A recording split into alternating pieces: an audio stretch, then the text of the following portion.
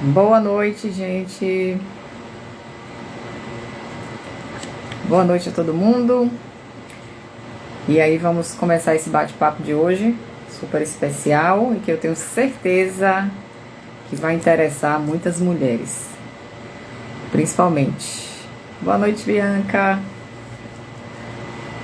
Tenho certeza que é um assunto que interessa muitas mulheres, porque, gente, cada dia que passa, eu como nutricionista, né, na experiência de consultório, o que a gente mais vê são mulheres sofrendo com esse mal. E uma coisa assim que é bem chata, bem complicada, é que muitas vezes elas já vêm sofrendo há muito tempo e não sabem o que é que tem, né? Boa noite. Então, assim, muito tempo de sofrimento, muito tempo, muitas vezes, de diagnóstico errado, é, a falta, né, daqueles exames de rastreamento precoce. Então, são várias coisas que estão implicadas aí nesse sofrimento que muitas mulheres passam, que só quem tem a endometriose sabe, ou quem conhece alguém que tem endometriose também sabe, né, que acompanha todo esse sofrimento aí, uma perda de qualidade de vida, um comprometimento da fertilidade. Então são várias questões relacionadas, né, a essa doença que vão, na verdade, mexer muito com o emocional, né? Então é uma bola de neve. Eu sempre converso com minhas pacientes que o estresse, muitas vezes, ele provém dessa dificuldade de se descobrir o diagnóstico, da dificuldade quando os tratamentos não são tão eficientes, né? Quando a paciente não procura o profissional certo, que tem realmente experiência, que tem a prática, que tem as formações para poder tratá-la da forma correta. Então aí o que é que vai acontecer? Muitas vezes ela fica ali sofrendo anos da vida, né? Mas eu vou deixar de papo. A doutora Cláudia acho que já entrou aqui na live. Acredito que ela já tenha entrado. Então assim, falei brevemente, né, gente, da endometriose. Eu não vou me ater muito nessa questão dos mecanismos, da fisiopatologia, que isso aí a doutora Cláudia vai falar. Então a gente vai dividir da seguinte forma. Na primeira parte, ela vai explicar pra gente todas essas questões que eu citei, né, de diagnóstico tardio, de todos os fatores clínicos que podem estar relacionados a esse diagnóstico tardio, o que é que pode acontecer, né, se esse diagnóstico for tardio e a mulher não tratar adequadamente ainda há tempo. As questões relacionadas ao rastreamento, quais os exames, quais os achados, né? Ela vai falar um pouco da experiência dela também clínica com as pacientes de endometriose. E mais para o finalzinho eu vou falar, obviamente, de toda a parte relacionada à nutrição. Porque para quem não sabe, que eu acho que é difícil as pessoas não saberem ainda, não entenderem que a nutrição tem uma importância muito grande, né? Também nesse caso. Então, para quem ainda não sabe, eu vou falar aqui de diversas estratégias nutricionais que podem ser utilizadas na prática clínica, que melhoram e muito, muito. Eu tenho pacientes, assim, várias pacientes com dificuldade de fertilidade, né, que me procuraram com esse processo todo de dificuldade de engravidar, já estava tentando há tempo, já sabia do diagnóstico, e a gente começar a fazer o tratamento nutricional associado ao tratamento clínico, médico, e a paciente ser disciplinada, isso é importante, né? Não é só o nutricionista e o médico prescreverem o que é importante, mas é importante a paciente ter disciplina para seguir. E a maioria delas engravidou, né? Tá aí com um bebezinho, muito feliz, e com a doença sob controle, que isso é o mais importante. Tá? Mas vamos lá, vou apresentar a doutora Cláudia Ramos. Ela é graduada pela UFBA, tem pós-graduação em climatério e menopausa, título de especialista em ginecologia e obstetrícia, formação em infertilidade conjugal, implantes hormonais, radiofrequência ablativa e videoesteroscopia. E tem como lema, né, quem visita lá o Instagram dela vê, que é menopausa ativa e endometriose sem dor. Então, por conta disso, eu achei interessante a gente colocar o tema da live endometriose sem dor, né? Mas vamos lá. Vou chamar aqui a doutora Cláudia.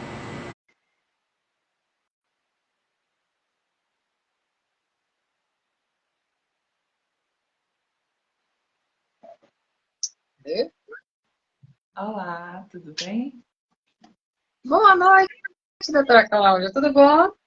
Boa noite. Vai, Tudo bem, Marijada? Tudo bem, boa tudo noite. ótimo. Um Tudo prazer tê-la jóia. aqui, viu? Muito Prazer é grande. meu. Obrigada pelo convite, tá? Você me fez algumas semanas para falar sobre endometriose sem dor.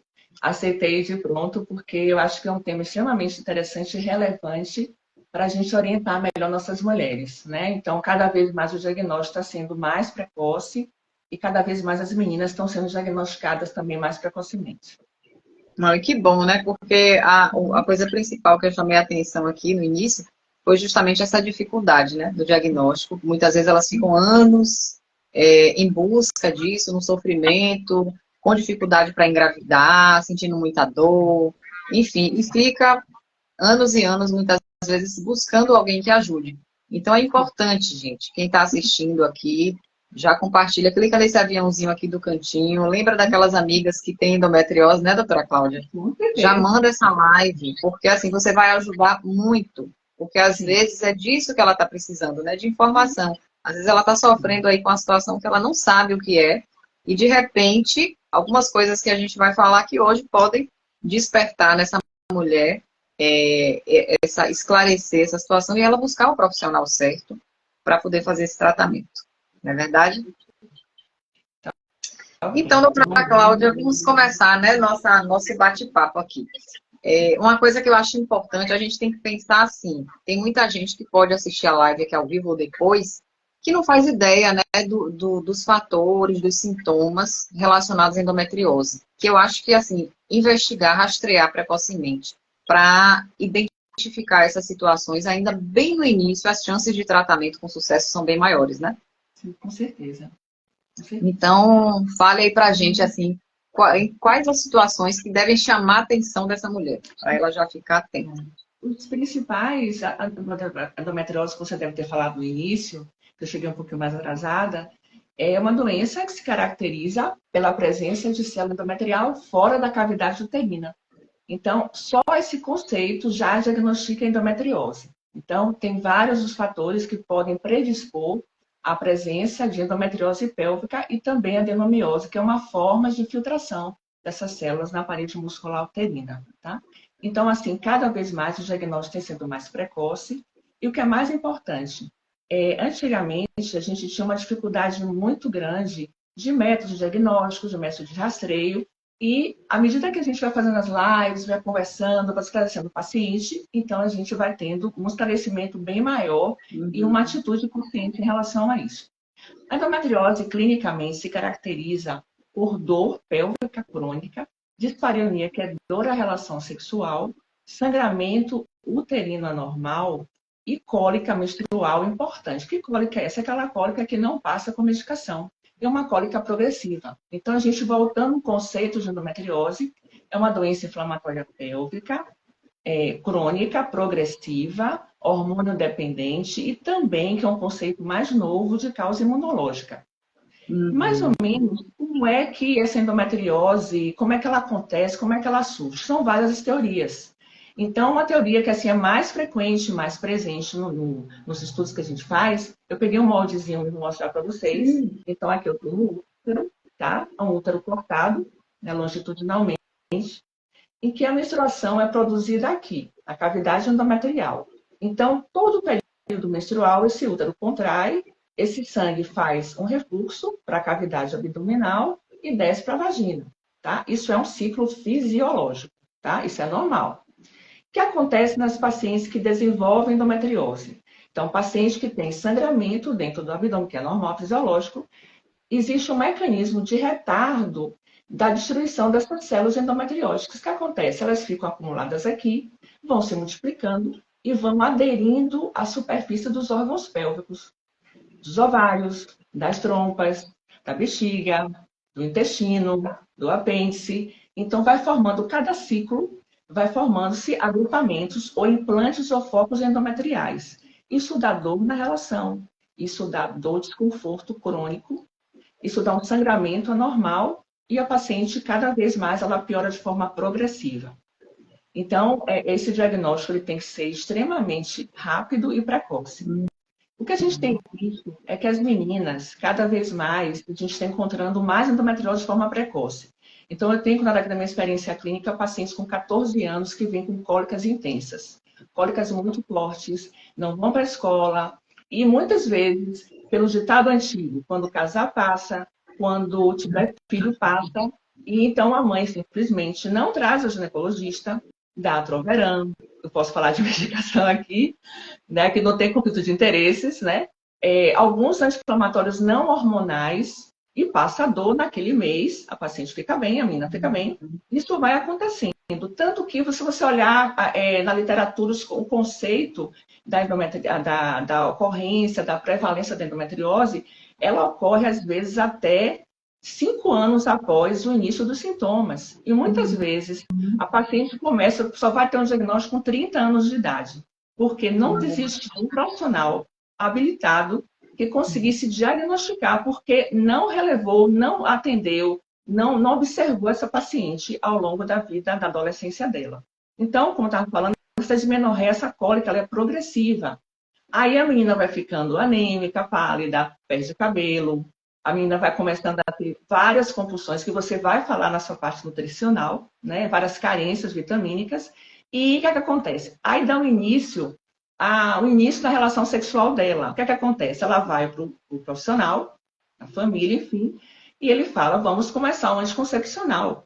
E a gente sabe que o anticoncepcional não trata endometriose. O anticoncepcional, ele faz o que? Não ovular, mas os pilares do tratamento da endometriose é o quê? Deixar a paciente se menstruar, fazer a parte da nutrição, né? Atividade física, a reeducação alimentar, atividade física e a suplementação nutricional. Então, esses pilares são fundamentais. Então, a paciente ela vai mascarar uma endometriose, vai evoluir essa endometriose, ela vai avançar, e muitas vezes a paciente chega já com obstrução tubária, chega com a dor pélvica crônica, já com infiltração de reto, de parede de reto, atrás do útero, já com grandes cistos endometrióticos. Pois é, e uma coisa aí muito, muito importante, porque o tratamento mais comum, pelo menos quando algumas pacientes chegam para mim, elas vêm com esse histórico, né, de uso de contraceptivo por muitos anos, e o que ela própria percebe é que mesmo ao longo de todos esses anos, ela chega hoje a uma altura da vida sem ter tido uma solução, de fato, do problema, né? Então, é um paliativo, vamos dizer, né? Como se fosse um paliativo.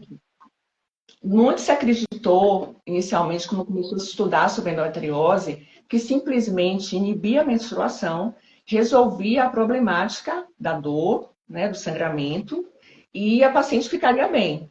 Então, inicialmente, você pode ter uma aparente melhora, porque para a dor, para o sangramento, a paciente começa a ficar bem, ela não menstrua, começa a regular os níveis de sangue dela, começa a ficar bem, exercer atividade física, mas a endometriose, ela continua, porque existem drogas que precisam inibir aqueles focos, aquele crescimento.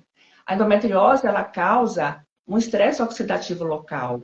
Então, ela produz, é como se ela mesma fabricasse substâncias, que são as citocinas inflamatórias, que fazem com que exista um processo inflamatório crônico, contínuo, independente se ela não está menstruando ou não. E se essa paciente tem uma alimentação extremamente rica em carboidrato, em glúten, que você vai falar em leite, aí é uma tristeza, porque ela vai continuar o processo inflamatório dela, independente de ela estar usando anticoncepcional, oral, seja injetável, seja o que for.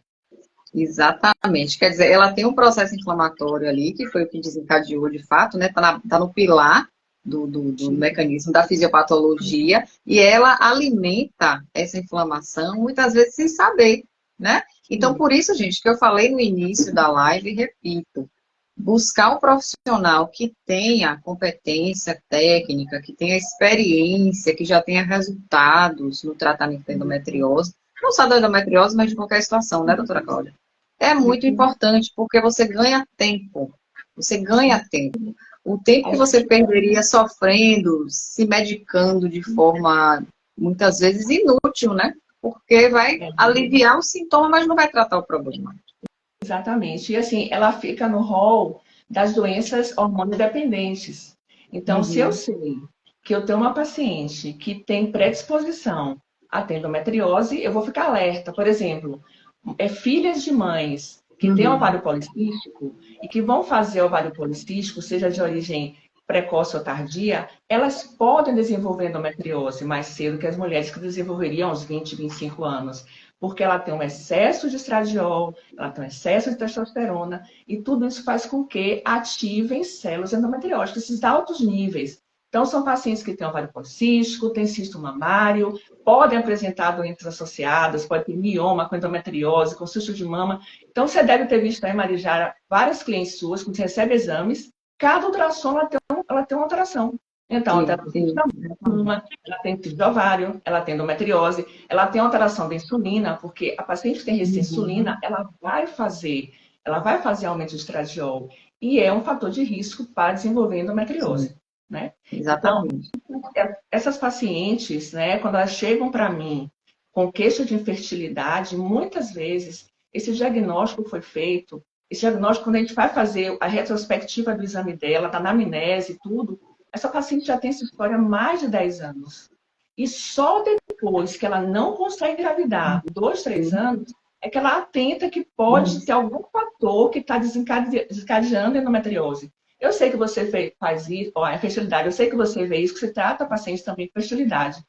Mas, assim, para a gente, como profissional, ficarmos bastante atentos em relação a essas pacientes, que eu digo sempre que são pacientes muito especiais, porque elas chegam para mim desgastadas, sofridas e sem esperança, na verdade. Exatamente. E como você falou, né? Ela vai procurar ajuda quando ela está ali tentando engravidar 2, 3 anos e não consegue. Aí é que ela tenta. Vou buscar um fertileuta. E, na verdade, o problema, de fato, não é esse, né? Ela tem que buscar voltar um pouco mais. E aí, esse pilar que a gente tanto está falando aqui, gente, anti-inflamatório, antioxidante, boa parte dele é alimentar, é estilo de vida, né? Eu sempre falo assim, quando eu falo estilo de vida, não é só o que a gente come, é o que a gente pensa, é o que a gente sente, né? É a nossa rotina de vida, é tudo, porque a gente é tudo isso junto. A gente não é só a dieta, só o que come, tá? Mas é o estilo de vida, é o sono, né? A atividade física, é o controle do peso, principalmente da obesidade central. Eu chamo sempre a atenção, porque às vezes a paciente é magrinha e ela diz, Marijara, mas eu não tenho, meu percentual de gordura tá bom, né? Eu não tô acima do peso, tá tudo bem. Porém, tem aquela gordurinha abdominal, que ela não tem só a implicação estética, porque a maioria das mulheres que tem esse acúmulo só tem a preocupação estética. Ah, tá feio, eu quero reduzir, porque esteticamente... Mas não é só isso, gente. Sobretudo, ela é um ponto importante aí, causadora e alimentadora, não sei se tem essa palavra, mas ela alimenta a inflamação que já existe em você. Então, quanto maior esse acúmulo abdominal, mesmo que você seja magra, ele está alimentando ali um processo inflamatório que só vai piorar, né, ano após ano, e aí vai gerar consequências bem mais graves que, né, vai levar muito sofrimento. Exatamente. Às vezes uma dor pélvica crônica, a paciente que anda de profissional a profissional, buscando auxílio da dor, e chega um ponto que eu recebo pacientes aqui usando derivados de morfina para dor, porque os anti-inflamatórios não funcionam mais. Então, andando um pouquinho mais em relação à endometriose, o diagnóstico, basicamente, é uma boa anamnese na história da paciente, você vê exatamente, é um quadro clássico, bem clássico, e o exame físico. No exame físico, a gente faz toda a parte propedêutica, né, exame da mama, abdômen, e fazemos um toque vaginal, que às vezes é extremamente importante. Às vezes eu não faço, porque eu tenho, já sei que a paciente, o exame com a paciente que está com muita dor, fazer o toque vaginal é extremamente doloroso. Algumas eu faço, outras não. E o diagnóstico de imagem é o diagnóstico de certeza, é o diagnóstico que eu digo sempre que é padrão ouro. São a ultrassonografia transvaginal, um preparo intestinal.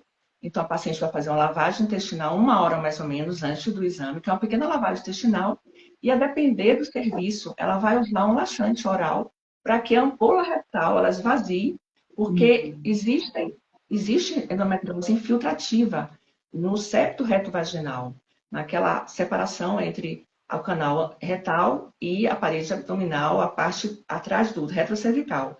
Então, se eu tenho uma ampola retal com fezes, eu vou ter distorção de imagem e não vou fazer um diagnóstico de endometriose infiltrativa. E também tem outro padrão ouro, quando a gente reserva a ressonância mais para a nuclear magnética com contraste, para a gente investigar cistos ovarianos que a gente suspeita de endometrioma ou endometriose de ovário. Nesse diagnóstico diferencial, a gente também faz a ressonância para afastar câncer de ovário, porque às vezes são endometriomas tão feios, tão grandes, que a gente diz, bom, isso aqui pode ser câncer, pode ser endometriose. Existe um percentual de 1% de ocorrência de câncer em pacientes com endometriose. É uma ocorrência muito pequena, mas é importante você, com o diagnóstico de endometriose, você ser investigado e avaliado. E temos os exames laboratoriais. Quais os exames? Esses exames não são específicos para endometriose. As pacientes já sabem, chegam aqui, doutora, eu quero fazer os marcadores, né? Então, algumas se informam muito. Então, a gente tem o CA125, a gente tem o CA19, e que não são específicos. Mas se eu tenho uma elevação desses marcadores, existe ali, eu digo sempre assim, onde é fumaça, fogo, eu posso ter uma pista de que a paciente possa ter endometriose. Então, eu vou buscar através disso aí. Feito esse rastreio, a partir daí a gente já fazia um planner, um planejamento terapêutico para essa paciente.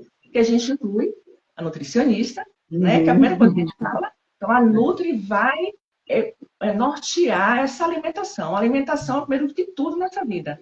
Inicialmente, a gente usa os anti-inflamatórios e a gente também utiliza a atividade física, importantíssima, muito importante a atividade física, e também a terapia hormonal. Porque o objetivo é diminuir os focos de endometriose e a proliferação, que é uma proliferação crônica e acelerada, ela é progressiva. Então, atrofiar essas lesões, esses implantes endometrióticos, para a partir daí inibir essa menstruação e a paciente tentar voltar à vida normal. Nesse tratamento medicamentoso, a gente tem os progestínicos, a gente tem injetáveis, a gente tem os implantes hormonais, a gente tem uma molécula de gestrinona. Eu não vou me ater muito, porque assim é uma aula, né, para médico e tal. E que essa molécula de gestrinona é a molécula que é a mais utilizada hoje, com um excelente resultado para tratar ou controlar os sintomas de endometriose.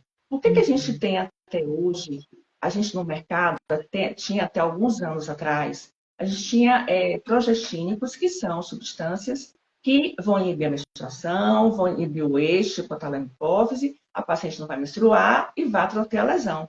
Mas, ao mesmo tempo, eu tenho uma queixa, a gente tem uma queixa, que é o quê? A paciente começa a perder a libido, o desejo sexual. Porque na hora que eu inibo esse ovário, eu inibo baixos níveis de testosterona. Então, doutora, eu estou bem da dor, eu estou ótima, está tudo bem, eu perdi peso, mas eu não tenho desejo pelo meu esposo. Então, surgiu a gestrinona como, graças a Deus, o doutor Silmar Coutinho, que Deus o tenha, na mais santo lugar, uma glória dele, que veio descobrir, pesquisar a gestrinona, no sentido de tratar aquelas mulheres que ia para ele todos os casos assim, não resolvíveis, intratáveis. Então, ele começou como cientista, começou a pesquisar a gestrinona, e a gestrinona hoje é a medicação que a gente usa com segurança para tratar endometriose. Porque lá na gestrinona, na cadeia dela, da bioquímica dela, da química dela, a gente tem uma molécula de testosterona no final. Então, essa paciente vai ficar bem e não vai inibir o desejo sexual dela, tá? Mas tudo isso, sem atividade física, sem educação alimentar, vocês sabem disso, não vai adiantar. Então, eu digo às minhas pacientes, não adianta você vir aqui, me propor seus tratamentos, eu quero botar isso, quero fazer aquilo, se você não segue um tratamento. Porque pode até piorar a medicação se você não seguir exatamente, porque tudo tem um protocolo, tudo tem uma logística, né? Tudo é encadeado com o outro. Se a medicação não trata, se a terapia hormonal não trata, se a dieta melhora muito pouco, a paciente não tem uma resposta, a gente chama de endometriose não tratável e tal, a paciente vai para uma cirurgia, a depender do caso, com a laparoscopia, para tirar as lesões, fazer a higiene, limpar aquela pelve, cauterizar, tirar a aderência, né, melhorar as trompas. E, mesmo assim, às vezes, muitas vezes, o paciente ela tem um cisto endometriótico, tem que abrir o cisto, tirar a cápsula, cauterizar, mas a paciente continua o tratamento para endometriose. A cirurgia, quando a gente recebe aqui a paciente, que alguns colegas eu mando para a laparoscopia, eu não faço mais, Então, receba os pacientes, ele já sabe, volta para sua médica, porque você vai continuar seguindo o seu tratamento para endometriose, você não vai parar. Então, o que eu tenho, não sei se você recebe assim, Marijara, paciente chega, eu estou curada da endometriose, o doutor me operou, eu estou curada. E de verdade não está curada. A endometriose não tem cura ainda. Ela tem um segmento, ela tem um controle. E nos casos mais graves, mais agudos, então existe um envolvimento intestinal, uma aderência e tudo mais. Então, essa paciente vai para uma cirurgia e vai ser retirado do intestino, parte do intestino, ou uma cirurgia aberta, ou uma laparoscopia, até cirurgias robóticas. O que mais eu sinto como profissional da área de saúde, como gineco, é que nem todas as mulheres têm acesso a essa informação, não têm acesso ao tratamento importante que a gente tem que fazer, e o que a gente vê no posto de saúde é anticoncepcional ou injetável de depósito, que a paciente fica muito gorda, inchada, e a dor não passa, né? A dor não passa. Exatamente. Isso é verdade. Então, assim, a gente fala muitas vezes, né, para aquelas pacientes que têm um nível socioeconômico, cultural, educacional superior, porque tem acesso, apesar de que hoje com a internet, viu, gente, eu vou ser bem sincera, assim, a gente só não tem acesso se não quiser, se não tiver o mínimo de curiosidade. Porque uma live dessa é gratuita. Todo mundo hoje tem um Instagram, tem um celular. Então, por isso que eu falei do início, né? No início, compartilha aí com quem você lembra, uma vizinha, uma amiga, amiga da amiga, porque às vezes um simples compartilhamento desse dá um insight na pessoa e às vezes ela não tem condição financeira, por exemplo, para pagar um profissional, para aderir a um tratamento, mas ela vai com certeza racionalizar e vai ver se é uma prioridade ou não. E quando a gente prioriza, as coisas acontecem, né? O universo ajuda. Então, mesmo que ela não tenha condição financeira, mas ela vai ponderar e vai ver que é a qualidade de vida dela que está em jogo, que é a fertilidade dela que está em jogo, né? Que no caso, ela poder prevenir agora, como a doutora Cláudia falou, às vezes, cirurgias invasivas, quando a endometriose já avançou muito.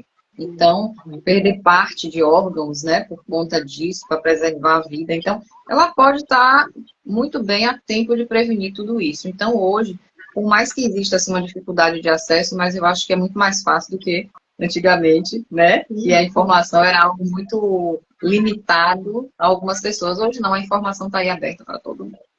Com certeza. Né? Com certeza. É só ter a curiosidadezinha de buscar. Mas assim, vocês querem perguntar alguma coisa? Eu estou vendo aqui que tem várias pacientes, doutora Cláudia. Entraram algumas pacientes minhas também, de endometriose e sem endometriose. Mas vocês querem perguntar alguma coisa em relação a essa parte clínica? Eu acho que teve até uma pessoa que fez uma pergunta. Deixa eu voltar. Parabéns, obrigada. Mira Vitória, obrigada. Deixa eu ver se... Acho que teve um texto mais longo aqui, eu achei que foi uma pergunta, mas eu acho que não foi não. Se vocês tiverem, gente, qualquer pergunta, qualquer questionamento em relação aí aos mecanismos, a diagnóstico, a exames, fiquem à vontade para perguntar, tá? Se for uma pergunta muito pessoal, que você não queira expor aqui para outras pessoas verem, chama a doutora Cláudia lá no direct do Instagram dela, né? Se você não tem um contato ainda mais próximo. Tá certo? E tira a dúvida. O importante é tirar a dúvida, é esclarecer, é entender, para que você possa buscar ajuda no lugar certo. Para que você não perca tempo, né? Então, assim, já que... Quer falar mais alguma coisa, doutora Cláudia, em relação a essa parte? Estou vendo aqui o horário para a gente não passar. Não, tranquilo. Porque uma hora boa. Uma hora boa. Claro, daqui a pouco você tem que falar, Então, assim, muitas vezes, às vezes, a gente lida aqui com casais, né? Gineco trabalha eminentemente com casal. Então, agora com a pandemia acabou, então sempre vem o esposo com a esposa. Então, eu acho muito legal cada vez muitos casais virem, né? O homem vir participar da consulta. É muito importante. Porque muitas vezes, pela cultura machista que a gente tem no nosso país, principalmente no Nordeste, achar que cólica menstrual é frescura. Porque se ela se está lá, é o que ela está fazendo corpo mole. Se ela tiver um sangramento, a minha mãe também tinha, igual a você. Minha avó também tinha. Ninguém morreu. Só que antigamente, se tinha quantos filhos? 10 filhos, 15 filhos, 20 filhos. E, de certa forma, essa quantidade de filho, porque era um atrás do outro, protegia essa pelve, protegia esse endométrio, porque não tinha tempo de ter hormônio ciclo. O paciente nem ovulava, ela ovulava para engravidar. Então, ela estava amamentando, aí esperava um óvulo, ela já engravidava com o bebê amamentando. Então, ela não tinha tempo de ovular. Então, por isso que as avós, as mães, não tinham essa endometriose, porque a mulher moderna, a menina, ela não quer engravidar. Quando a menina engravida, é por descuido, que é outro problema de saúde pública, é por descuido. Mas ela quer fazer a faculdade, ela quer ter o dinheiro dela, quer fazer a pós, a residência, seja o que for. Então, ela não quer. Quando ela acorda, já passou. Então, já vai lá com 30, 35 anos, agora ela quer correr para engravidar. Então, os homens vindo aqui é muito importante, eles são muito importantes, essa presença deles em relação a essa consciência de que quando eles veem uma ressonância, nossa, doutora, eu não sabia que minha mulher tinha isso aqui, nossa. Então, aí a gente já, sabe, já tem essa consciência de que não é bem assim como eu imaginava. Então, isso é muito importante, essa vinda do companheiro aqui. Que era o que eu queria falar, que eu acho muito importante essa consciência da mulher sempre envolver seu parceiro nas consultas, alguém da família, porque às vezes muita gente acha que é só corpo mole. Não é, de jeito nenhum, né? Mas, e assim, chamar atenção para isso é importante, porque eu vi que entraram alguns homens aqui, né? E assim, se forem esposos, namorados, noivos, amigos, é importante vocês entenderem isso também, porque vocês também fazem parte, né, gente, desse encaminhamento, da indicação, de chamar a atenção de uma amiga que de repente está com esses sintomas ali no ambiente de trabalho. Então, mesmo você sendo homem, né, independe. Você ter essa consciência da importância desse problema. E teve uma pergunta aqui que subiu, deixa eu ver aqui. Boa noite, Aline Mascarenhas. Quem tem adenomiose pode engravidar naturalmente ou só com medicamentos e alimentação correta, doutora Cláudia? Pode sim. Tanto quem tem adenomiose quanto endometriose podem sim. Tanto que eu converso muito com meus pacientes. Vocês tratam endometriose e aí, se ocorrer falha na medicação, aquelas que não têm diagnóstico de fertilidade podem ovular, porque nem toda paciente com endometriose e adenomiose, elas não ovulam. Às vezes são ovulações difíceis, complicadas, mas elas ovulam e engravidam com adenomiose e endometriose. A adenomiose é o quê? A presença de célula endometrial na parede muscular. A adenomiose ela é mais fácil de tratar do que a endometriose pélvica. É uma entidade em particular, tá? Então, existem correntes, né? Adenomiose, é igual a endometriose, enfim. Então, tem várias classificações que não vale a pena a gente falar aqui, mas pode engravidar sim. Mesmo às vezes com útero aumentado de tamanho, pode engravidar sim. Tá? Então, aí, Aline, sua resposta, tá vendo? Agora, o cuidado com a alimentação e com o estilo de vida, importante em qualquer situação. E é sobre ele que a gente vai falar um pouquinho, né, gente? A doutora Cláudia citou bastante no início a questão do comprometimento, né, em relação ao sistema imunológico, a resposta inflamatória. E aí eu vou citar duas outras coisas, na verdade, três outras coisas que são super importantes também, né? Que é o cuidado com a saúde intestinal. Eu acho que esse tema está mais do que discutido e divulgado, né? Todo mundo já tem uma certa noção. Quando a gente fala em saúde intestinal, a gente não está falando de funcionamento de intestino, ou seja, de ir ao banheiro todos os dias, dessas fezes serem normais ou não. Não é só isso. Até porque o intestino, né, já se sabe que ele não é um órgão que só vai eliminar fezes. Ele é um órgão imunológico, é um órgão que tem uma produção de uma série de neurotransmissores relacionados a comportamento e a tudo mais. Então, óbvio que não poderia deixar de existir a relação aí do intestino com endometriose. Então, quando a mulher chega, vem do médico com o diagnóstico, com as queixas já, né, relacionadas ao quadro, a gente foca no tratamento anti-inflamatório, né? Então, toda a alimentação ela vai ser composta, boa parte, pelos alimentos que desinflamam, porque existe, sim, alimentos que inflamam e que desinflamam. E, na maioria das vezes, os que inflamam são aqueles que a gente gosta mais. Como a doutora Cláudia citou aí, é a farinha branca, é o açúcar, é a carne vermelha, é a bebida alcoólica, é o refrigerante. Ou seja, são aqueles alimentos que estão aí na preferência da maioria das pessoas. E aí, infelizmente, a gente vai ter que mexer um pouco nisso, e tirar pelo menos por um bom tempo, para que esse corpo consiga se recuperar desse processo inflamatório, ele consiga responder de forma positiva, né? Porque aí a gente vai estar tratando um dos pilares da endometriose, que é a inflamação. Então, não tem como a gente estar tratando a inflamação em outros aspectos e deixar certos alimentos ali que todo dia essa paciente vai estar consumindo, que só vai estar piorando o processo inflamatório. E é até bom eu explicar isso aqui assim, porque às vezes a gente fala com a paciente individualmente, ela fala, poxa, Mari, você vai tirar meu leite? Gostando do meu queijo? Meu meu, né? cafezinho com leite. É meu, né? É meu, é meu, é meu. Meu cafezinho com leite da manhã, Mari, da tarde, sei lá de que horas, eu falo, vou. A gente vai ter. Não pode ser o leite sem lactose, não. Isso aqui é outra coisa importante, gente. Não é a lactose o problema dos lácteos, né? Porque às vezes ela fala assim, poxa, e se eu tomar sem lactose? Pode ser? E eu falo, não. Porque não é a lactose. A lactose, entendam que ela é a fração carboidrato do leite. Ela não faz mal. Desde que você tenha, né, a enzima lactase, ela não tem problema nenhum, ela não interfere em nada. Mas o problema do leite são todas as frações proteicas. A beta-lactoglobulina, a caseína, a danada da caseína, que é muito inflamatória, né? Então, isso aí, gente, o leite sem lactose, ele não perde essas frações proteicas, ele preserva. Então, mesmo o leite sem lactose, o queijo sem lactose, o iogurte sem lactose, ele preserva as proteínas. E são elas as grandes vilãs aí do processo inflamatório. Então, o leite sai, né? Como eu já citei os outros aí. O glúten, infelizmente, né? Ele, por N fatores aí, eu penso até em fazer uma live só falando sobre o glúten. Eu estou me organizando, porque às vezes para a gente desmistificar, né? Porque assim, por que o glúten é tão ruim? Porque a humanidade, a vida inteira consumiu glúten e isso nunca foi, né? Ninguém nunca comentou.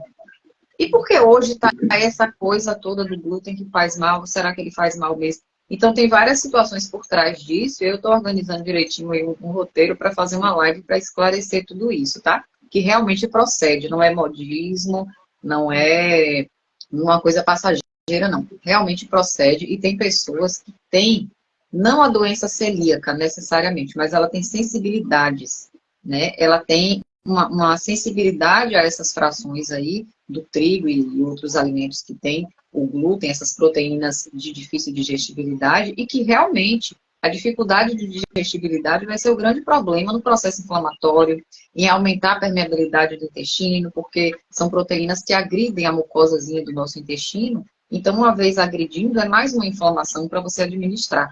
Então o glúten sai, infelizmente sai.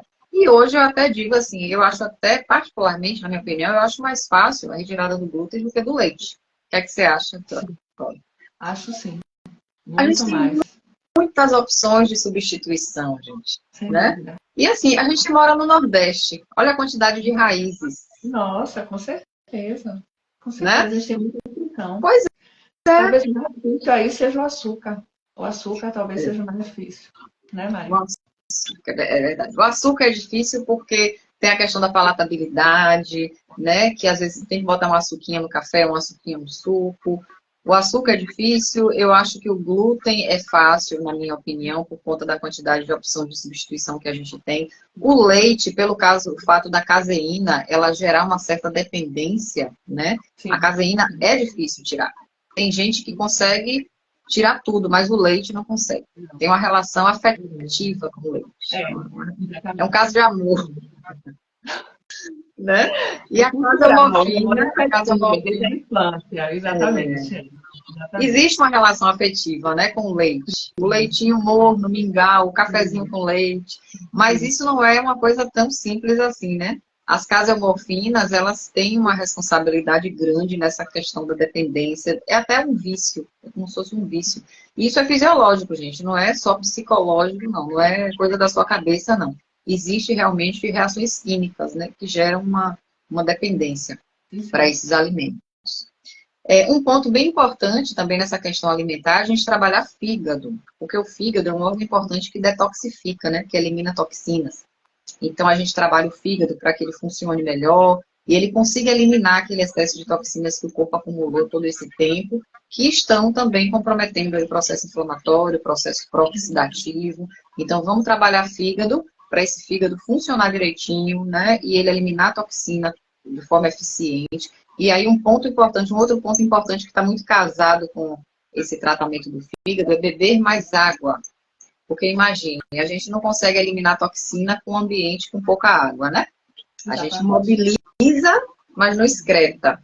Então, um ponto aí simples e extremamente importante, se hidratar mais. Se hidratar mais para ajudar o corpo a jogar fora esse excesso de toxinas, né? E aí, suplementos antioxidantes, como a doutora Cláudia falou no início, muitas vezes o paciente já vem do médico, a paciente já vem do médico com essas prescrições. E aí a gente vai lá e complementa, faz os ajustes, né? Mas assim, eu vou citar alguns rapidamente, como zinco, selênio, manganês, vitamina E, o resveratrol, né, o transresveratrol, tem vários estudos relacionando com melhora desses sintomas, né, e controle da evolução da endometriose. A romã, tanto o fruto como o extrato manipulado é muito bom, porque a romã é extremamente anti-inflamatória, ácido lipoico, a conhecida coenzima Q10, que tanto se fala, né, o NAC. Então, observem que tem uma série de estratégias que a nutrição ela vai utilizar para te ajudar em paralelo ao tratamento clínico. Tudo com o intuito de melhorar sua qualidade de vida, né? De melhorar esse pilar anti-inflamatório, imunomodulador, melhorar a saúde intestinal. E uma coisa que é bem interessante, que muitas mulheres que buscam o atendimento, né, doutora Cláudia, para melhorar essa questão da endometriose, às vezes na segunda revisão, 3 meses, 4 meses depois que elas retornam, elas pontuam benefícios que elas não imaginavam que teriam. Né? Eu fico muito feliz quando eu vejo uma paciente que ela adere, ela entra mesmo no processo, porque ela sente a necessidade que realmente, se ela não parar, vai evoluir. E se você percebe, acho que sim, você como Nutri, nunca a gente teve tanta paciente com filtração gordurosa no fígado. Sim.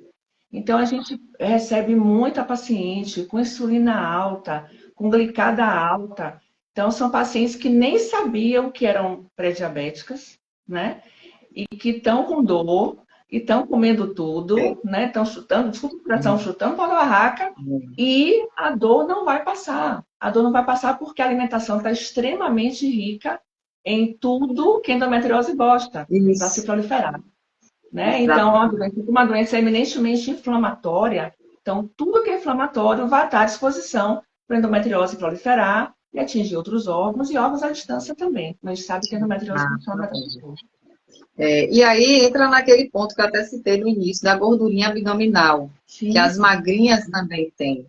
Né? E magrinha, gente, também tem esteatose, que é a gordura no fígado. Né? Que muita gente acha assim, mas gordura no fígado não é doença de quem ingere álcool. Existe realmente a esteatose alcoólica, né? Que é causada por consumo excessivo de álcool, mas existe a não alcoólica. Inclusive, o número de casos hoje, como a doutora Cláudia falou, é bem maior, né? Eu já atendi uma criança, a doutora Cláudia, de 9 anos, um menino, que tinha esteatose leve. 9 anos. Então, assim, eu fiquei com pena, né? Porque por conta de todo o contexto familiar, alimentar, estilo de vida, a criança com 9 anos já tinha. Você imagina um casal jovem que adere a fast food. McDonald's, Subway. Não tenho nada contra. Inclusive, eu gosto do Mac. Como de vez em quando. Uma vez ou outra. Mas esse casal vai ter uma menina. E essa menina vai começar a comer muito cedo, tomar refrigerante, batatinha, tudo muito carbo, sorvete, sundae. E essa menina começa a ter resistência à insulina já desde cedo. Mesmo que essa menina não tenha nada de endometriose na família, ela pode desenvolver endometriose só pelo estilo alimentar da família. Então, você é aquela menina gordinha, da barriguinha grande, parecendo um potinho, e que, às vezes, o pai não tem tempo de levar, não tem empregada, não tem babá, enfim, come o que dá, come o que tem. Então, só dá vontade, come tudo. Então, não existe proteína saudável, não existe verduras saudáveis, não existe, só carboidrato. Então, ela já começa. Aí, essa menina, normalmente, menstrua mais cedo, por causa do nível que eu vou subindo bem mais cedo. Ela vai ter uma puberdade precoce e tudo começa precocemente. Então, a endometriose exatamente só pelo estilo alimentar daquela família, daquele casal. É. Quantas vezes você já não viu numa praia uma mãe com um bebê com uma mamadeira com Coca-Cola? Infelizmente, né? É de doer o coração. A gente fica arrasada, mas existe, né? Como existe. Existe por uma extrema falta de consciência, né? Não é por falta de informação, é por falta de consciência, porque assim, cai naquele modismo, todo mundo faz, né? E aquele conceito terrível de que criança tem que comer doce. A gente não está nem falando aqui de pediatria, mas eu acho que é um parêntese importante, né? Então, nessa coisa de que criança tem que comer doce, que o aniversário tem que ter doce, que tem que ter biscoito recheado em casa todo dia, isso pode, gente, como é que eu posso dizer, despertar genes de coisas, não só endometriose, mas de diversas outras coisas, que talvez essa criança não desenvolvesse, né? Se esses genes ficassem silenciados. E esse silenciamento a gente faz pelo estilo de vida, é a alimentação, é o que a gente come. Então, às vezes, a mãe está ali despertando genes doentes dessa filha, desse filho, por uma falta de consciência, porque não é falta de informação. Não é falta de informação, é falta de consciência para colocar em prática, né? Isso. E às vezes é cultural. Está passando gerações de nada demais, né? Isso é frescura. Não, dá a criança, dá. Amanhã come outra coisa. Normalmente é assim. Entendeu? Normalmente. Deixa eu ver, acho que foi uma pergunta aqui, ou foi um comentário. Peraí, deixa eu ver se eu consigo. SOP Rosana Silva. Boa noite. SOP, resistência à insulina, ansiedade e sobrepeso. Você quer perguntar alguma coisa, Rosana? Isso foi uma pergunta ou foi... Não entendi o comentário que você fez. Você talvez quer que a doutora Cláudia fale mais sobre isso? Não entendi. Ela queira relacionar SOP, né, com sobrepeso. Então, o SOP porque SOP é outra live. É outra live. É uma live, parte 1, parte 2, parte 3, né? Então, SOP é muito extensa. Então, SOP, que é a abreviação de síndrome de ovário policístico, na realidade não começa no ovário. Então, o ovário é o final da linha. Então, tudo começa lá no pâncreas com resistência à insulina. Então, é aquela mulher que tem resistência à insulina, isso pode ter causa genética, pode ter causa ambiental, e que os níveis de insulina aumentados aumentam os níveis de testosterona, que aumentam os níveis de estradiol, que fazem com que a paciente, esse nível de insulina faz com que a paciente não consiga emagrecer, aumente essa gordura abdominal e a nível de ovário, porque todos os hormônios, eles se intercomunicam, os órgãos se intercomunicam, não existe um ovário, um pâncreas, existe a comunicação através da corrente sanguínea, através dos hormônios, das químicas. Então, quando chega lá no ovário, essa insulina aumentada, ela vai aumentar os níveis de hormônio masculino e vai sensibilizar esse ovário a não fazer a ovulação. Então, todo mês que teria uma ovulação, como diga sempre assim, o óvulo vai, ele morre na praia. Então, ele para. Ele vai fazendo um colarzinho de folículos ao redor do ovário, que é o ovário micropolicístico. Esses ovários podem aumentar, esses ovários podem formar grandes cistos e ter que operar, né? E esse aumento de hormônio masculino faz com que essa paciente seja gordinha, ela tenha excesso de pelo, oleosidade, ela fique mais agressiva, tá? Porque ela vai começar a subir os níveis de hormônio masculino. E ela vai ter uma anovulação. E ela vai ter uma dificuldade de emagrecer e uma compulsão por carboidrato. Porque ela vai ter muita insulina circulando. E essas pacientes, às vezes, chegam aqui pré-diabéticas. Né? Pré-diabéticas, acima do peso, às vezes com obesidade mesmo. Né? Então, é uma outra entidade que, se não tratada, leva a endometriose também. Porque a resistência à insulina, como a gente falou no início, pode levar também a endometriose. Né? Pois é. E é uma cadeia de coisas, né, negativas, que esse simples sobrepeso ou essa simples gordurinha abdominal, mesmo a mulher sendo magra, chama atenção novamente. Às vezes a mulher é magra e ela tem uma gordurinha abdominal que cada ano que passa fica maior. E muitas vezes o incômodo dela é só estético. E aí procura um nutricionista, doutora, eu quero emagrecer, porque está vindo o verão, ou porque está vindo um casamento e eu preciso entrar num vestido. Às vezes a preocupação é muito pontual e não é simples assim, gente, né? É uma questão sistêmica, exatamente. Viviane. Você não analisar, ela vai direto no cirurgião plástico para fazer uma lipoescultura, né? É mais rápido, né? É mais rápido. Vai ter as implicações da liposcultura, né? Que vai sair a gordura e vai ficar a gordura ruim, né? Que é uma outra coisa que a gente vai falar aqui. Então, Não, sai a gordura e a inflamação permanece. Então é uma questão de tempo para ela voltar, porque a raiz é como se você tivesse arrancado uma plantinha da terra pela metade do caule. A raiz ficou lá embaixo. Não vai demorar muito tempo para ela brotar de novo. Então, exatamente. deixa eu ver se tem mais alguma coisa que eu não falei. Falei da questão do detox, que é importante. Redução de exposição de xenobióticos, gente. Para quem não sabe, xenobiótico, né, é uma coisa que eu quase ia esquecendo de falar. É tudo que o corpo não reconhece. E aí, se a gente for pontuar aqui, tem uma série de coisas que, inclusive, a gente está se expondo nesse exato momento. Então, desde o ar que a gente respira, contaminado, né, com substâncias tóxicas em suspensão, principalmente quem mora em cidades grandes, que tem muito movimento de carro, né, centros urbanos. A água que a gente bebe, contaminada com metais pesados, né? Agrotóxico, que é uma coisa assim que sempre eu bato na tecla. E às vezes os pacientes falam, ah, Mari, mas comer orgânico é muito caro. E aí uma coisa, gente, que eu quero que vocês gravem para sempre e tentem colocar em prática. A gente não precisa trocar todos os vegetais que a gente consome diariamente por orgânicos. Se puder, ótimo. Mas quando a gente fala da questão econômica, né, de custos, pelo menos aquilo que você consome com mais frequência. Então, por exemplo, dos temperinhos ali dos vegetais. Se o pimentão, a cebola e o tomate são coisas que você utiliza todo santo dia, vale a pena você trocar, tá? Comprar orgânicos. Aí você pensa, poxa, eu vou estar gastando um pouco mais, mas isso vai ter um benefício que você não tem ideia de médio a longo prazo, porque você vai estar reduzindo o nível de toxicidade que você está expondo no seu corpo. Né? Então, a gente tem, olha só, eu vou falar de outros xenobióticos, né? O desodorante que a gente usa tem alumínio, né? O batom, a maquiagem, o protetor solar. Você fala, meu Deus, tá tudo contaminado. Tá.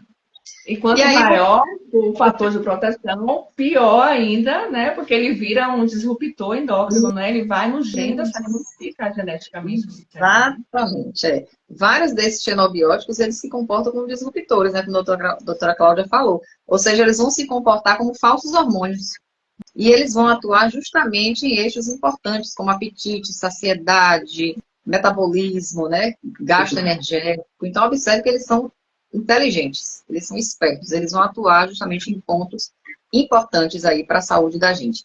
E aí, né, se a gente for citar aqui a série de xenobióticos que existem, é um monte, né? Então, não vou citar todos aqui, eu estou só pontuando as coisas que o nutricionista, ele precisa atentar na hora de tratar a paciente que vem com endometriose, ou até com suspeita, né, doutora Cláudia? Porque às vezes ela vem com a suspeita, porque está num período ali de investigação, mas tudo está levando a crer que seja. E quanto mais cedo, né? Quanto mais cedo a gente intervir, melhor. Na verdade. Deixa eu ver o que mais, gente. Assim, eu vou pontuar algumas coisinhas anti-inflamatórias para finalizar minha fala aqui. Cúrcuma, a cúrcuma que a gente coloca no arroz, que a gente coloca naquele suco verde delicioso que toma de manhã. Cúrcuma é um anti-inflamatório importante. Se você for utilizar a cúrcuma, né, encapsulada, manipulada, é interessante associar com piperina, porque a combinação fica bem anti-inflamatória. A quercetina, que é da casca da cebola, mas que a gente pode utilizar também manipulada. A espirulina, que é uma ação anti-inflamatória. O gengirol, que está presente lá no gengibre, que também você pode utilizar, né, de preferência cru. Então, bota no suco verde que você toma de manhã, todos os dias um pedacinho de gengibre. Eu gosto sempre de orientar também, como eu falei da questão da água, né, da hidratação, utilizar águas flavorizadas. Vocês devem já ter ouvido falar ou já consomem, né? Colocar um pedaço de gengibre na água, um raminho de hortelã, algumas canelas em pau. Tudo isso não é só para melhorar o sabor. Tem toda uma questão, né, anti-inflamatória por trás, que é muito interessante. Porque se você tomar essa água todos os dias, flavorizada com diferentes itens, aí você vai estar todos os dias melhorando o processo anti-inflamatório, antioxidante, com esses alimentos, com essas especiarias. E, para finalizar, a alicina, ou a aliina, que é do alho, que também é um alimento muito legal, não só para utilizar na comida, porque às vezes, quando a gente usa na comida, a gente aquece. E o aquecimento é em óleo vegetal. Então, isso aí não ajuda, gente. Né? Se você for refogar, refoga em água. Substitui óleo vegetal por água. Porque você está usando um alimento maravilhoso, mas num ambiente ali inflamatório, que é o óleo vegetal. Então, vai refogar um arroz, coloca um pouquinho de água, corta ali o alho, a cebola, refoga na água. Não precisa de óleo vegetal. A gente não precisa daqui. E o alho, né, se for cru, melhor ainda, de uma forma que você consiga ingerir, que não seja mastigado, engolir os pedacinhos, como se fossem cápsulas, né? Também é uma outra forma de você atuar de maneira bem incisiva aí nessa inflamação, porque o alho é bastante importante no processo anti-inflamatório. Tem Quer uma falar mais alguma pergunta coisa? aqui, Deixa eu ver aqui. adenomiose, Karine. Gostaria de saber se tem um anticoncepcional específico para adenomiose. Bom, Sim. então, partindo do pressuposto que eu falei no início da live, que os anticoncepcionais não tratam endometriose, mas a gente hoje tem como padrão ouro usar, que é um endoceptivo, tá? Que é um DIU medicado. Vou mostrar para vocês aqui que eu tenho aqui na clínica. Não é propaganda não, tá, gente? Então, vocês, eu gostei de ilustrar quando eu dei aqui para mostrar aos pacientes. Então, eu tenho um DIU aqui, eu tenho um Mirena, tá? Esse Mirena aqui é um insertor, e ele é mais ou menos assim, ele é pequenininho, você coloca dentro do útero, ele vai promover uma atrofia do endométrio, ele vai deixar esse endométrio bem carequinha, e ele fica aqui assim, ele vai promover a atrofia dessa cavidade, dessa camada de endométrio que menstrua. Então, a paciente vai melhorar bastante o sangramento e recuperar a ferritina, a vitamina B12 dela, enfim. A gente também tem um Cailina, que é um menorzinho. Esse não garante que a paciente não menstrue, tá? Ela pode ter pequenos sangramentos, tá? Mas são casos bem selecionados, o útero não pode ser grande, a paciente tem que ter, são vários casos selecionados. Esse seria o melhor tratamento para a adenomiose, endometriose parede muscular uterina, tá? Dos anticoncepcionais orais, o que é que a gente pontua? São bons, tá? Existem, são os progestínicos de uso contínuo. A questão é tanto o Mirena ou Cailina, que são os DIUs medicados, quanto os orais, e tem os injetáveis que eu não gosto do uso por causa da sensação de inchaço, de retenção de líquido, eles, a longo prazo, não melhoram, a paciente perde um pouco a libido delas, né, a longo prazo. E também, se não tiver controle, como toda medicação hormonal, essa paciente pode reter líquido, pode aumentar de peso, enfim. Mas ainda a endometriose, a adenomiose é mais fácil controle do que a endometriose pélvica em si, tá?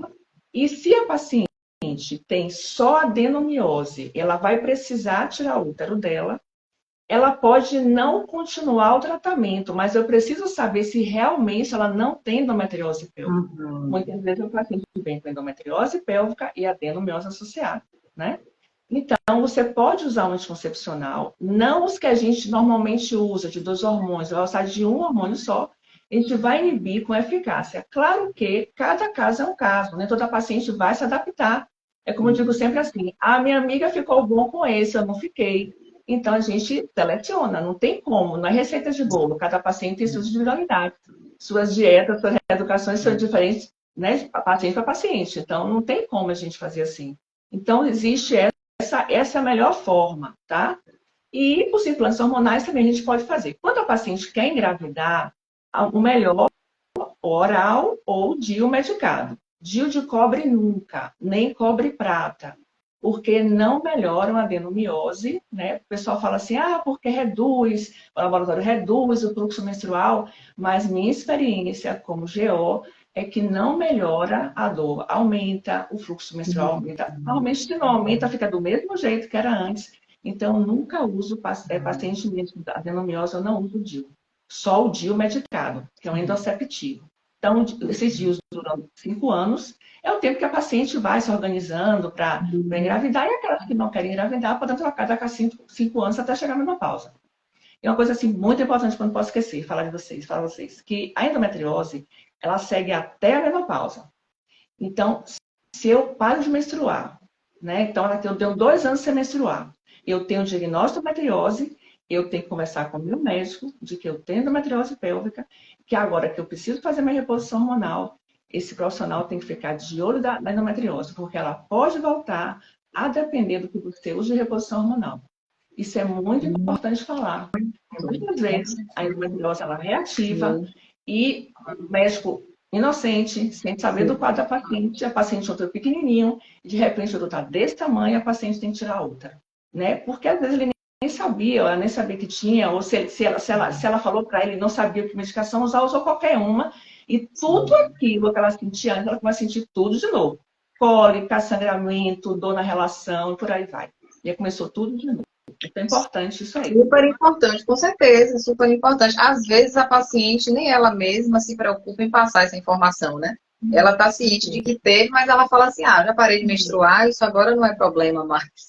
E assim, Só que eu falo o tempo todo aqui da reeducação alimentar. Então, assim, o papel da nutricionista, e assim, o paciente com endometriose, ela tem que aderir a isso. Ela não pode esquecer que a nutricionista, ela é extremamente importante. Eu digo sempre assim, que a nutricionista vem antes do ginecologista. Porque se eu não melhoro a alimentação, não vai adiantar fazer hormônio para essa paciente. De hipótese nenhuma, não vai nem para lá, nem para começar. Então, ela tem que trocar a alimentação, ela tem que modificar os hábitos de vida dela, e aí entra a medicação hormonal e fica tudo bem. E fica tudo bem. É a cerejinha do bolo, né, doutora Cláudia? Depois que tá tudo arrumadinho. Exatamente. Depois que o bolo tá com recheio gostoso, com a cobertura gostosa, aí bota a cerejinha e fica tudo lindo. Perfeito. E a paciente já está normal, perfeita. Excelente. Como se ela nunca tivesse endometriose na vida dela. Sim, exatamente. 1 hora já de live, gente, passa voando. E ainda mais quando o tema é bom, quando a profissional é excelente, é experiente para falar, né? É uma delícia. Também. E assim, doutora Cláudia, quero lhe agradecer de coração, porque assim, no primeiro convite você já aceitou, né? Claro. Eu vou convidar, vou ver o que é que vai dar, né? E que bom que você aceitou. Gratidão por ter aceitado o convite, por ter contribuído tanto, né? Com informações, com explicação clara e trazer todo esse conhecimento para a gente, que ele se espalhe, tá, gente? Conto com vocês, com cada um que participou aqui, para encaminhar essa live, passar nos grupos de WhatsApp, como vocês acharem melhor, mas compartilhem, porque informação é ouro, né? Obrigada, doutora Cláudia, e aí eu deixo sua mensagem no final aí. Então, eu te agradeço pelo convite. Estou aberta a outras lives, a gente pode fazer outras e outras, né, em relação ao ovário poliquístico, em relação a outras doenças, cistos mamários, que é uma doença que tem a ver com a operações hormonais. E agradecer a você pelo convite, tá? E deixar a consciência para essas mulheres que têm endometriose, aquelas que têm familiares com endometriose, que não subestimem essa doença, né? É uma doença progressiva e que ela pode deixar essa paciente incapacitada do resto da vida dela. Então, não é uma doença leve, não é uma doença bobinha, é uma doença extremamente importante, séria. Então, a gente tem que valorizar a queixa e valorizar a queixa do seu familiar ou do seu amigo. E assim, tendo essa informação, você passa. Então, a informação que é dividida é a informação perfeita. Exatamente. Tem que passar, como você falou. A gente tem que multiplicar essas informações. Né? E com a internet aí tá tudo fácil. Muito fácil, com certeza. Então, beijo no coração. Obrigada. Estou sempre aqui à disposição para essa parceria maravilhosa. Que ela continue, tá bom? E a gente vai organizar outro tema assim, mais para frente. Me aguarde. Com certeza, pode chamar. Tchau, Beijo. tchau, gente. Boa noite. Boa noite, gente. Boa noite.